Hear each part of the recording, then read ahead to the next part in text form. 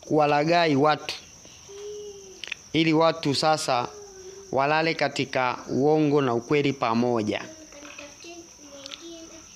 Lakini tuliona Mungu naye aliachilia roho ya kupambana na hiyo nguvu ya mpinga Kristo. Tunaona farasi wa kwanza alikuwa ni mweupe. Mungu naye aliachilia roho ya simba ya kupambana na hiyo nguvu ya mpinga Kristo. Nyi watoto, huu ni muda wa neno, kaa kimya. Kwa hiyo aliachilia roho ya simba. Lakini pia tunaona mnyama wa pili, ndama, roho ya ndama ya kukubali kwenda machinjoni bila kuogopa. Lakini ile kwenye farasi mweusi, umbo kama la mwanadamu. Tunaona hekima za kibinadamu zilitumika sana katika kipindi hiki cha giza. Sasa bila kupoteza muda, acha tupige hatua. Amen. Tunaingia kwenye muhuri wa 4. Muhuri wa 4. Usomaji Ufunuo sura ya 6 mstari wa 7 na wa 8.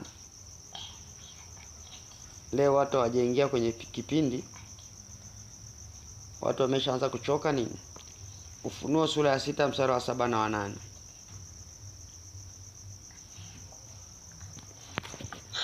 Ufunuo sura ya 6 mstari wa 7 na wa 8. Nasoma. Na alipoifungua muhuri wa 4, nikasikia sauti ya yule mwenye uhai wa 4 akisema, njoo. Nikaona na tazama farasi wa rangi ya kijivujivu, na yeye aliyempanda jina lake ni Mauti na Kuzimu. Akafuatana naye. Nao wakapewa mamlaka juu ya robo ya nchi, waue kwa upanga na kwa njaa na kwa tauni na kwa hayawani wa nchi. Amen. Sasa tunaona pia badiliko ya nguvu za kijeshi.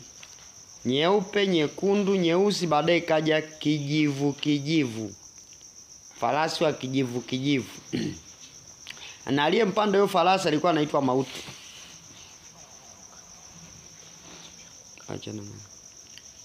Aliyempanda huyo anaitwa Mauti. Kuzimu afuatana naye.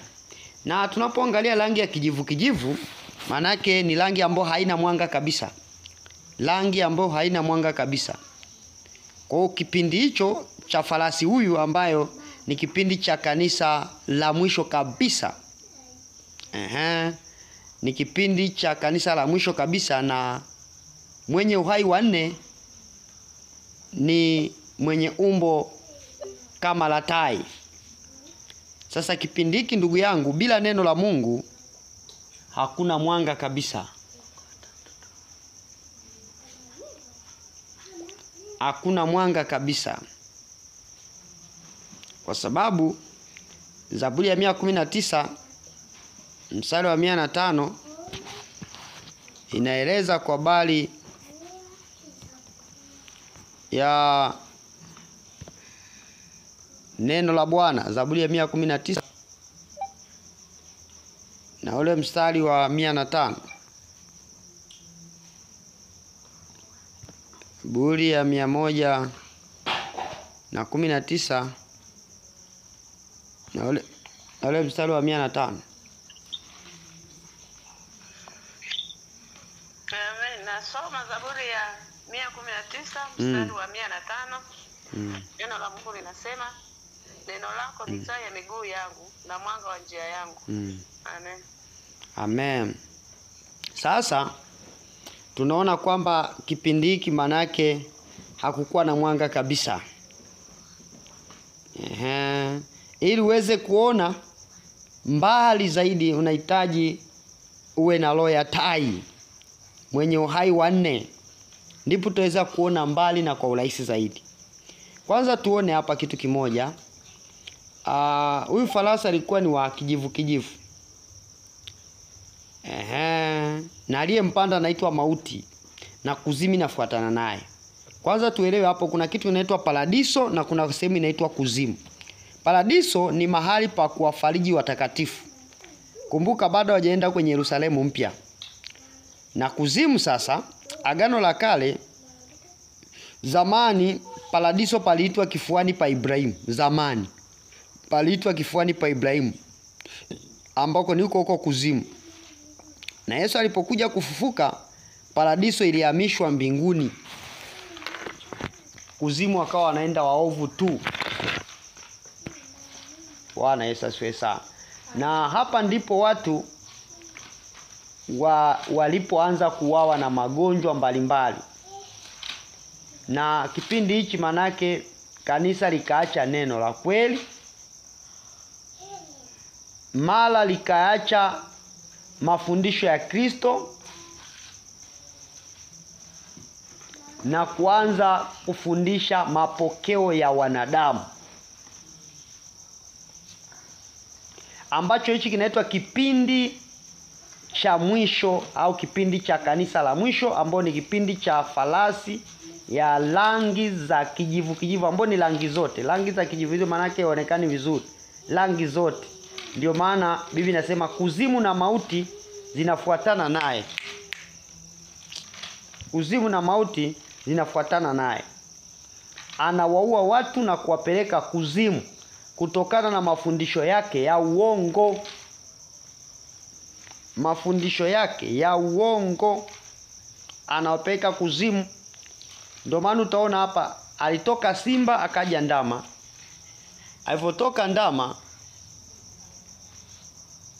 Alivotoka ndama akaja uso kama mwanadamu, baadaye kaja tai. Kwa kipindi hichi ni kipindi ambacho bila roho ya ufunuo ya kuona mbali kamwe huwezi kumshinda shetani. Narudia tena, kipindi hiki bila roho ya ufunuo ya kuona mbali kamwe huwezi kumshinda shetani.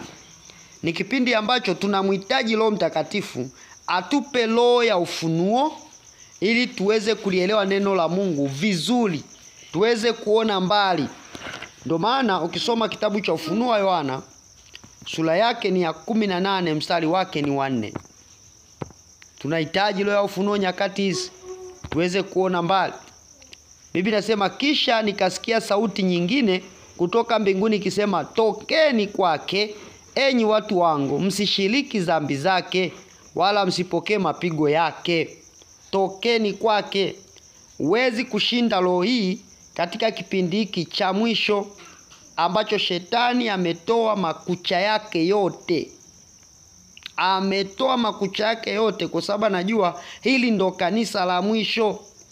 Anatafuta roho ili aende nazo kuzimu. Ndio maana na mauti nafuatana nayo. Anaua watu na kuwapeleka kuzimu kwa mafundisho yake. Kwa mafundisho yake. Na angalia alivyoonya kwa bali ya huyo mwanamke anayewafundisha, kwa sababu ukisoma Ufunuo 17 mstari wa kwanza, akaja mmoja wale wa malaika 7 wenye vile vitasa 7 kanena nami akisema, njoo huku nitakuonyesha hukumu ya yule kahaba mkuu aketie juu ya maji mengi, ambaye wafalme wa nchi wamezini naye, nao wakao katika nchi wamelevya kwa mvinyo wa uasherati wake. Akanichukua katika roho hata jangwani, nikaona mwanamke meketi juu ya mnyama mwekundu sana. Angalia, huyu mwanamke ni kanisa, ambao ni kanisa la nyakati za mwisho, limeketi juu ya mnyama mwekundu sana, mwenye kujaa majina ya makufuru, mwenye vichwa 7 na pembe 10. Tulimwangalia huyo mnyama, tutamueleza sana. Na mwanamke yule alikuwa amevikwa nguo ya rangi ya zambarau na nyekundu, amepambwa. Manake nguo ya rangi ya zambarau na nyekundu ni mchanganyiko hizo rangi, kama tunavyomuona farasi wa siku za mwisho. Amepambwa kwa dhahabu na kito cha thamani na lulu, naye alikuwa na kikombe cha dhahabu mkononi mwake kilichojawa machukizo na machafu wa washarati wake. Na katika kipaji cha uso wake alikuwa na jina limeandikwa la siri, Babeli mkuu, mama wa makahaba na machukizo ya nchi. Sasa tunaangalia kwenye sura ya 18 anasema tokeni kwake. Manake anawapoteza watu na kuwapeleka kuzimu kwa mafundisho yake ya uongo. Mafundisho yake ya uongo. Ndio maana ukisoma Ufunuo wa Yohana sura ya 3, kanisa hili linaonywa. Ufunuo wa Yohana sura ya 3 kuanzia mstari wa 14, kanisa linaonywa. Na kwa malaika wa kanisa lililoko Laodikia andika. Kumbuka hili ndo Laodikia, kanisa la mwisho. Na yajua matendo yako ya kuwa hu baridi wala hu moto. Ingekuwa heri kama ungekuwa baridi au moto. Basi kwa sababu una vuguvugu wala hu baridi wala moto, nitakutapika utoke katika kinywa changu. Kwa kuwa wasema, hebu angalia kanisa la mwisho. Hili kanisa ambalo tunamhitaji Mungu sana. Sana kabisa. Kwa nini? Angalia. Kanisa la leo kila utakayemwambia anasema nimeokoka. Ukienda Katoliki nimeokoka. Ukienda Anglican nimeokoka. Kila mtu nimeokoka. Wanaoshuhudia injili mnajua. Ukienda kushuhudia kila sehemu atasema mimi nimeokoka bwana. Acha kunisumbua. Angalia. Kwa kuwa wasema mimi ni tajiri. Nimejitajirisha. Wala sina haja ya kitu. Nawe ujui ya kuwa wewe mnyonge na mwenye mashaka na maskini na kipofu na uchi. Ni kanisa linalosema nimeokoka, kila mtu Bwana asifiwe, tuonane paradiso. 18. Nakupa shauri nunue kwangu dhahabu iliyosafishwa kwa moto upate kuwa tajiri, na mavazi meupe upate kuvaa aibu ya uchi wako isionekane, na dawa ya macho ya kujipaka macho yako. Ya kujipaka macho yako upate kuona. Angalia sasa. Naangalia hilo jambo. Kwani kanisa ambalo linaona liko sawa. Liko sawa lakini kumbe aliko sawa. Tupige hatua. Muhuri wa 5. Muhuri wa 5 msomaji, Ufunuo 6:9 mpaka 11. Muhuri wa 5.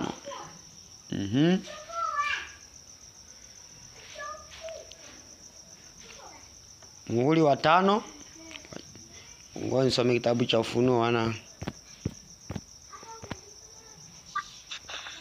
6:9 mpaka 10 na ngapi mchungaji? 11. Mimi nasoma.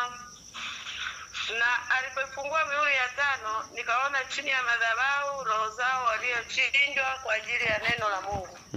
Na kwa ajili ya ushuhuda waliokuwa nao. Wakalia kwa sauti kuu wakisema, Mola mtakatifu mwenye kweli, hata lini kuhukumu wala kuipatia haki damu yetu kwa hao wakaao juu ya nchi? Nao wakapewa kila mmoja nguo ndefu nyeupe. Wakaambiwa wastarehe bado muda mchache, hata itakapotimia hesabu ya wajori wao na ndugu zao watakaouawa vile kama wao. Amen. Amen. Hapa tunaona jambo la tofauti kidogo. Hapa hatuoni mwenye uhai yeyote yule, lakini pia hatuoni kanisa lolote lile, bali muhuri huu unahamia wapi? Mbinguni. Muhuri huu unahamia mbinguni. Tunaona roho za watu waliouawa kwa ajili ya neno la Mungu na kwa ajili ya ushuhuda waliokuwa nao. Manake hawakumkataa Kristo. Walikubali kusimamia Kristo, wakauawa kwa ajili ya ushuhuda waliokuwa nao. Umeona? Walipodai wakaambiwa tulieni kidogo, bado hesabu haijatimia wajoli wenzenu ambao nao watauawa kama ninyi. Bwana Yesu asifiwe. Lakini jambo la kujua hapa ni kwamba kuna watu waliuawa kwa sababu ya nani? Ya Bwana. Alafu eti wewe mwisho wa siku useme sikuokoke eti kwa sababu ya kazi, ya wajomba, ya mme, ya mke. Ndugu zangu, hakutakuwa na kisingizio.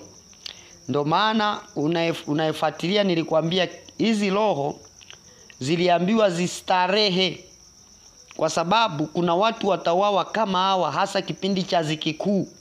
Kuna watu watakatwa vichwa. Kuna watu ambao wengine hawatapokea chapa, watakimbilia milimani, wataishi huko maporini, hawatakatwa vichwa, na wengine watakatwa vichwa. Hii ipo na itatokea. Na ikionekana umekuwa miongoni mwa watakao katwa vichwa, wala usiumie, furahi, kwa sababu ana heri anayekufa katika Kristo tangu sasa apate kupumzika. Kama leo tunavyoona Wakristo wenzetu kule Nigeria wanakatwa vichwa, usifikiri wao Mungu haoni au hawamjui Mungu. Tusio tunajizima data kama wanavyosema Waswahili wa leo, ikaonekana kwamba Hakuna vitu kama hivyo. Hivyo vitu vipo na vinakuja. Kama mnavyoona Somalia, watu wanashuhudia watu wanavyokatwa vichwa wakikuona Biblia, wakikuona si unamhubiri Yesu. Kama mnavyoona nchi za Kiarabu, kuna nchi kwa mfano Saudi Arabia, ni nchi ambayo Saudi Arabia ni nchi ambayo unaweza kukuta hata Ukristo. Lakini wakipatikana watu kama wanakatwa vichwa. Kwa hesabu hiyo pia itatimia wakati wa ziki kuu. Ndio maana Mathayo, Yesu alisema katika Mathayo, kama siku hizo zisingelifupishwa, asingeokoka hata mmoja. Kwa ajili ya wateule zitafupizwa, kwa sababu watu wengine wanaogopa upanga. Hata mimi mwenyewe nauogopa. Asiposimama Bwana na kunitia nguvu, unaweza ukaukimbia upanga. Unaweza ukasema, mimi mtumishi takubali nitakatwa tu. Bila Bwana hutaweza. Ndio maana niukataza ile siku nikamwambia asikwambie mtu kwamba utajiokoa kwa damu yako. Bila Bwana ukutia ujasiri na nguvu, hata bisibisi utaikimbia. Kama wewe unaogopa hata mume wako, je, bisibisi kionekana hapo? Tuache utani. Tunamhitaji Bwana. Kwa hilo linakuja, na unajua unabii, wazungu wanasema is history told in advance. History told in what? In advance. Unabii ni historia inayotolewa yale yajayo. Unaambiwa yale yajayo. Kwa hiyo ndicho kinachoendelea. Huo ni muhuri wa 5. Tunaona muhuri wa 5 tayari. Anawaambia tulieni kwanza. Hatuwezi tukalipa kisasi sasa hivi. Kuna watu watakatwa vichwa kama nyinyi. Watakapotimiza ile hesabu tutalipa kisasi. Maana yake ndipo Mungu atalipa kisasi. Atalipa kisasi kikubwa sana. Wanadamu watajuta kuzaliwa. Biblia inasema Mungu atafanya wanadamu waadimike katika uso wa nchi. Watu watalia na kuomboleza kwa sababu ya mapigo ya vile vitasa. Vitasa 7 vya ghadhabu ya Mungu ni hatari mno. Mungu akiamua kuachilia kichapo, ni bora kutana na kichapo cha mwanadamu au cha nani kuliko kichapo cha Mungu, kwa sababu nani atakutetea? Ukikutana kichapo cha shetani, Mungu atakutetea. Ukikutana kichapo cha mwanadamu, Mungu atakutetea. Ukikutana na kichapo cha Mungu, ndio maana Mungu anasema kwa nini kuitamani siku ya Bwana? Ni sawa na aliyekimbia na dubu akakutana na simba, au aliyekimbia sini akaegemea mkono akakutana na nyoka. Manake hakuna wa kukutetea kwenye kichapo cha Mungu. Ni hatari sana. Ndio maana Samuel akasema mtakimkosa mwanadamu, Mungu anaweza akamsaidia. Lakini vipi kimkosa Mungu? Nani atakaye kupatanisha? Umeona hapo? Kumbe tuna kila sababu ya kuyaangalia haya. Kuyaangalia haya na kusema Bwana tutie nguvu. Muhuri wa 6. Muhuri wa 6, Ufunuo 6 kuanzia 12. Kuanzia 12 mpaka 17. Na kuja muhuri ya 6. Muhuri ya 6, twende haraka, muda wangu unakwenda sana. Muhuri ya 6.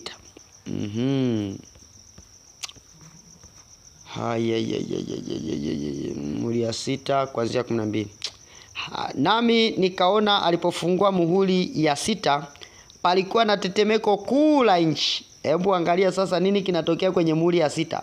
Ndio tutaliambia muhuri ya 6 na muhuri ya 7 kuna nini. Usikiliza kwanza muhuri ya 6. Nami nikaona alipofungua muhuri ya 6 palikuwa na tetemeko kuu la nchi. Jua likawa jeusi kama gunia la singa, mwezi wote ukawa kama damu, na nyota zikaanguka juu ya nchi kama vile mtini upukutishavo mapoza yake utikishwapo na upepo mwingi. Mbingu zikaondolewa kama ukurasa ulivyokunjwa, na kila mlima na kisiwa kikahamishwa kutoka mahali pake.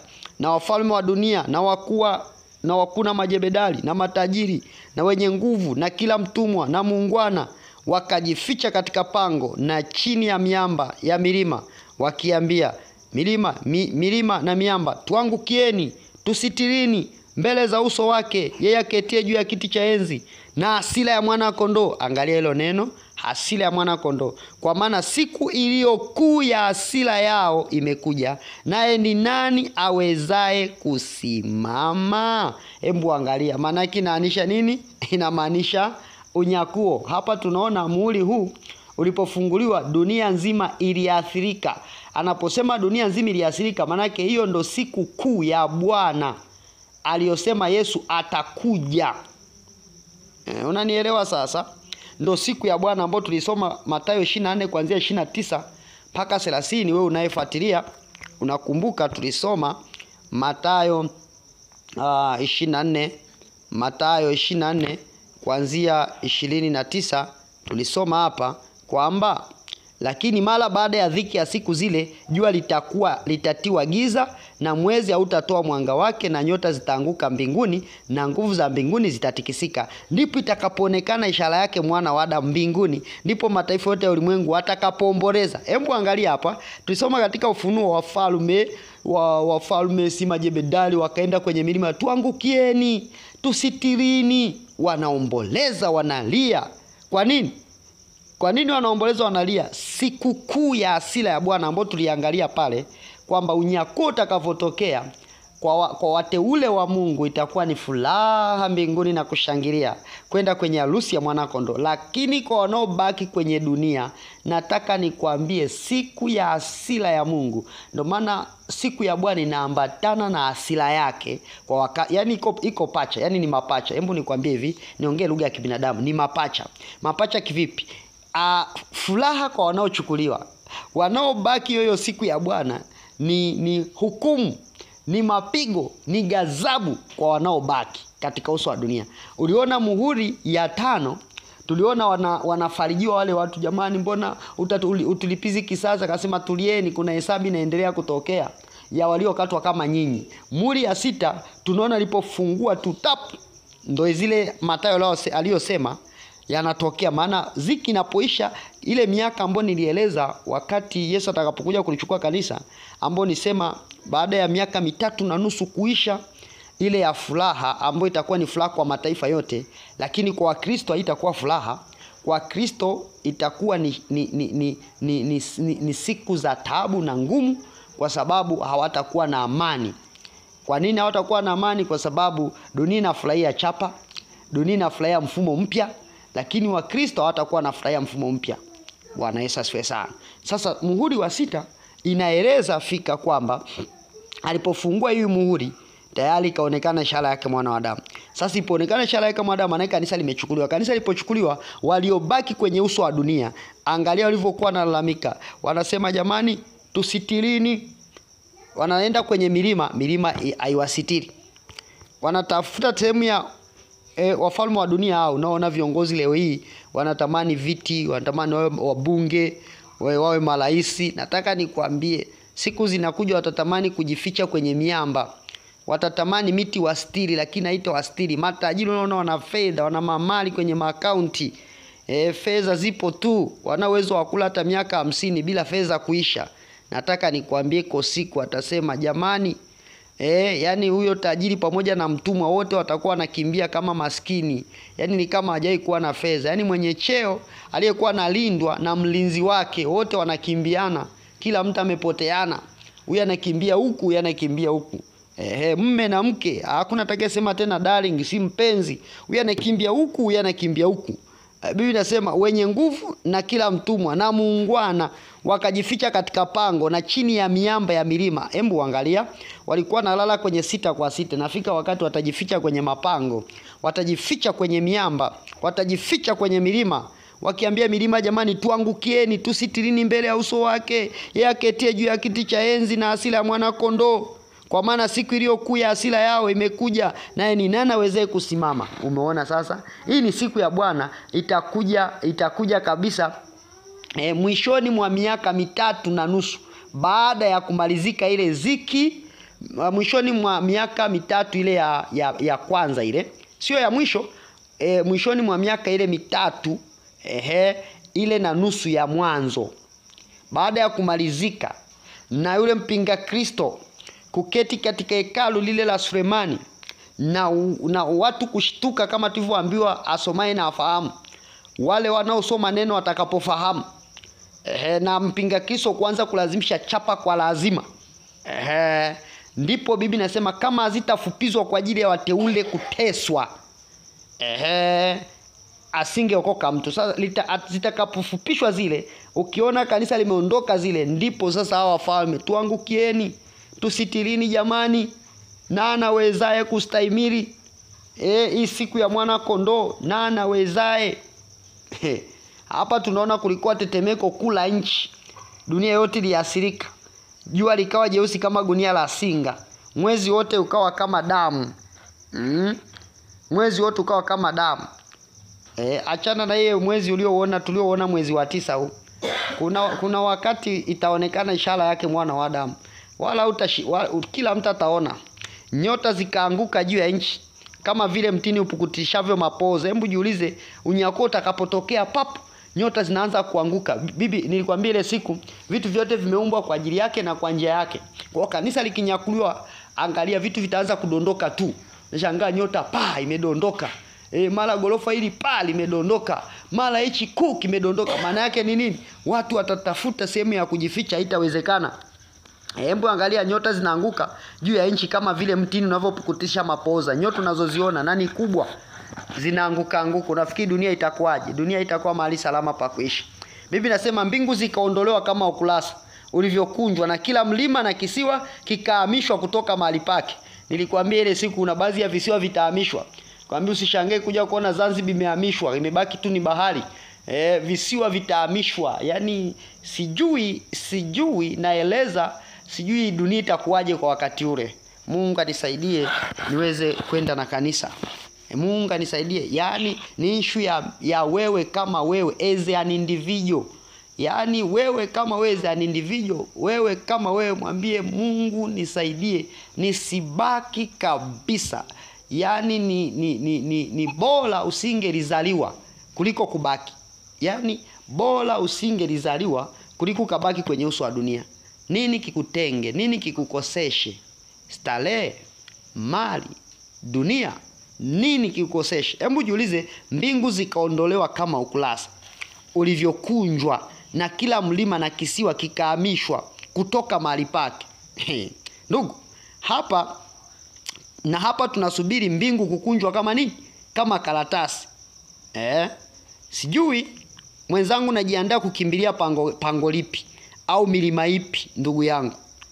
Hatuna muda tena. Hatuna sehemu ya kukimbilia. Labda wewe una sehemu ya kukimbilia kwenye pango na kusema tusitirini. Sijui wa Kigoma mtakimbilia pango gani? Hapo Mtama pango gani? Songea, Dar es Salaam si mtakimbilia mapango gani? Na kuiambia milima tusitirini. Sijui watu wa Tanzania mtakimbilia pango gani? Hatuna sehemu ya kukimbilia. Ndio maana ukisoma katika kitabu cha Ufunuo wa Yohana sura yake ya 7 sasa. Sura yake ya 7 mstari wake wa kwanza anasema, baada ya hayo nikaona malaika 4 wamesimama katika pembe 4 za nchi, wakizuia pepo 4 za nchi, upepo usivume juu ya nchi wala juu ya bahari wala juu ya mti wowote. Nikaona malaika mwingine kipanda kutoka mawio ya jua, mwenye muhuri ya Mungu aliye hai, akawapigia kelele kwa sauti kuu wale malaika 4 waliopewa kuizuru nchi na bahari, akisema, msizuru nchi wala bahari wala miti, hata tutakapokwisha kuwatia muhuri watumwa wa Mungu wetu juu ya vipaji vya nyuso zao. Sasa nani ajuaye muhuri huu umekwisha funguliwa au haujafunguliwa? Nani ajuaye? Maana yake kinachobaki tu ndugu yangu, hatuna muda mwingine. Na wewe nakwambia hauna muda. Kwa nini hauna muda? Kinachosubiriwa hapa ni malaika hawa wameambiwa tulieni kwanza tuwatie muhuri watakatifu wa Bwana. Ndugu yangu, wapo malaika wanaozuia upepo. Upepo maana yake ni machafuko kiunabii kila upande wa dunia, hadi watu watiwe muhuri. Na huu ni unabii pacha unaozuia upepo. Umeelewa? Unazuia upepo sasa. Na watazuia upepo pia katika kipindi cha miaka 3.5 ya mwanzo. Umeona sasa? Manake hawa wanazuia upepo sasa hivi, kwamba hebu kwanza watu waendelee kutiwa miule. Hebu sikiliza, kama upepo usingezuia, manake angalia nchi, nikupe mifano ili uelewe. Hivi nafikiri nchi ambazo leo hii zina nuclear, nchi zina nuclear ambazo kama chokochoko unazoziona hizi ingekuwa ni kupigana kila wakati, dunia ingelikuwa imeshafanywa kuwa majivu. Nchi zina mabomu ambayo hujawahi kuyaona. Wana nuclear ambao, hebu fikiri wewe unayesoma historia, mwaka 1944 na mpaka 45 ambapo tunamwona Mjapani alipoingia kichwa kwa Marekani. Kipindi hicho amjui Marekani vizuri kama na nguvu. Angalia Marekani alivyolipiza kisasi kumpiga Mjapani katika miji ya Hiroshima na Nagasaki, akaigeuza kawa majivu. Bila hawa malaika kuzuia upepo, kuzuia machafuko, ili watakatifu wa Bwana angalau tuabudu, hata kama ni kwa kupapasa tukamuone Mungu ijapokuwa hayuko mbali. Hebu angalia haya yanaendelea. Kwa wako malaika wanazuia ili wewe angalau uabudu. Hebu angalia hata hapa Tanzania yanayoendelea. Yanayoendelea. Wewe fikiri tu, sina haja ya kufumbua macho, unaona. Wewe ulie na macho ya tai unaona kinachoendelea. Hatuna haja ya kukuambia kila kitu. Mwenye macho ambiwi tazama. Unaona, kama Bwana singeruhusu kuzuia upepo huu, machafuko haya, hakuna mtu ambaye angeabudu. Hakuna mtu angeabudu. Hata ukiangalia nchi za wenzetu leo hii, nilikupa mfano Nigeria, nikakupa mfano Somalia na nchi zingine. Japokuwa wako watu wanauliwa, lakini Bwana anaendelea kuzuia upepo ili angalau wapatikane hata hao. Lakini hawa pia malaika watazuia huo upepo pia katika kipindi cha miaka 3.5 ya mwanzo ya ziki kuu. Watazuia machafuko ya hali ya juu, kuwafanya hata watakatifu wakose imani ya kuendelea kumshikilia Kristo mpaka mwisho.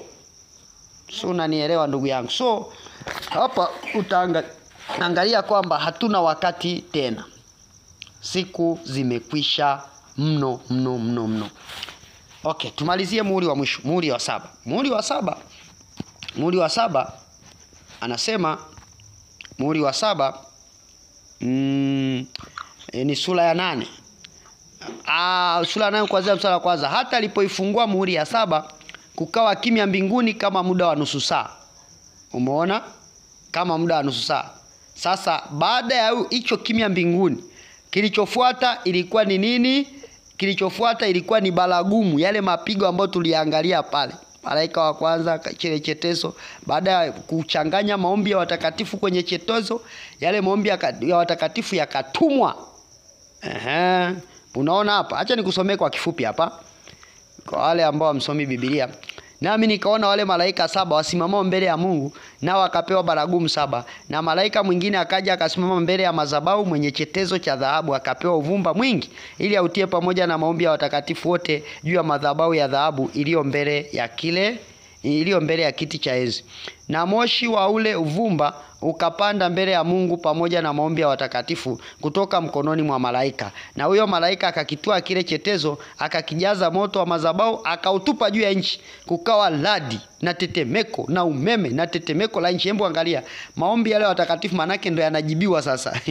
Waliambiwa jamani, kwa nini mtatulipiza kisasi lini? Akasema subirieni. Hasa alipochanganya maombi ya watakatifu, umeona sasa Biblia inasema yakatupwa, manake yakaanza kujibiwa. Yalipoanza kujibiwa, kukawa na radi. Sikiliza hapo. Kukawa na nini? Anasema pamoja na mambo, mstari wa 5. Na huyo malaika akakitwaa kile chetezo, akakijaza moto wa madhabahu, akautupa juu ya nchi. Kukawa radi na sauti ya umeme na tetemeko la nchi.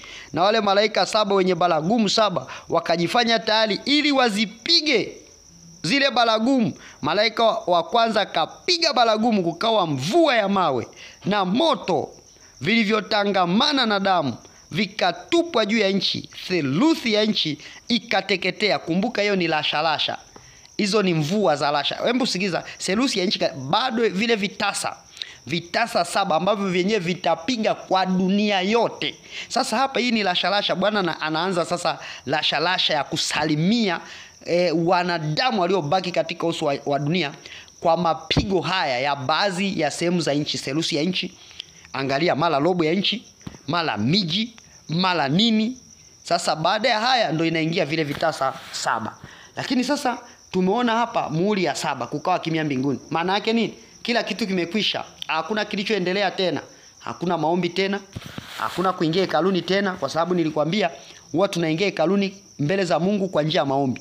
Tunakikaribia kiti cha rehema kwa ujasiri. Na tukikaribia kiti cha rehema kwa ujasiri, tupate rehema na kupewa neema ya kutusaidia wakati wa mahitaji. Okay, tunao ujasiri wa kupaingia patakatifu pako kwa damu ya mwana kondoo. Unapopiga magoti, Baba, katika jina la Yesu, tayari unaingia hekaluni kwa Mungu. Unaingia patakatifu pa Bwana. Sasa ukiona kimya mbinguni, hakuna wa kuingia tena. Sasa nikwambia nusu saa ni muda gani? Nusu saa ni muda gani? Sasa kama siku moja mbinguni ni sawa na miaka 1000 duniani, na siku moja duniani ni masaa 24. Sasa nusu saa ya mbinguni ina miaka mingapi duniani? Hilo hesabu mimi nimeshindwa. Kama unayo utusaidie. Kama huna utulie. Itafahamika mbele ya safari. Kukawa kimya mbinguni kwa muda wa nusu saa. Je, hiyo nusu saa ndio hiyo kwa muda wa siku 7? Ndio hiyo kwa muda wa miaka 7? Hiyo nusu saa ya mbinguni ndio ikawa kwa muda wa miaka 7? Bwana ajua. Yohana aliona haya, akatupa kanuni, akatupa hesabu za mbinguni, nusu saa ya mbinguni. Sasa kimya maana yake nimekwambia hakuna anayesikilizwa tena. Hakuna anayeomba tena. Hakuna anayesikilizwa tena, hakuna anayeomba tena. Yesu atavaa vazi sasa la kikuhani, atavua vazi la kikuhani na kuvaa vazi la kifalme lililoandikwa Bwana wa mabwana na Mfalme wa wafalme. Ndio maana akasema tusitirini, kwa sababu atakuja kama mfalme. Hapo ndipo unaona sasa hali itabadilika. So muhuri huu ndio unaopelekea mpaka kwenye unaenda mpaka kwenye Ufunuo sura ya 10 kuanzia mstari wa 1 mpaka wa 4. Lakini siri imejificha sana na Yohana hakuandika yatakayotokea. Hakuandika mpaka unaona mpaka kwenye 10:1 mpaka 4, kwenye zile nilikwambia zile sauti akuziandika nini kitatokea kule mwanzoni kwenye ile unyakuo, zile sauti zitakazokuwa zinatokea nilikufundisha. Akuandika hizi siri ambazo nazo utakuja kujifunza ni siri gani hizi. Wengine wanasema ni wajumbe 7 watakaotokea kutoa msho duniani, lakini nilikugusia kwa sehemu. So kinachoendelea sasa maana yake ni kwamba hatuna muda tena. Hatuna muda tena. Huu ni wakati ambapo sasa tuna kila sababu ya kuendelea kuliishi neno la Mungu. Muhuri wa kwanza tayari, muhuri wa pili tayari, muhuri wa 3 tayari, wa 4 tayari, wa 5 tayari, wa 6. Je, wa 6 umekwisha funguliwa? Na kama umefunguliwa, maana yake nini kimebakia? Na kama bado, nani ajuaye? Kama umefunguliwa, nani ajuaye? Bwana Yesu asifiwe sana. Kwa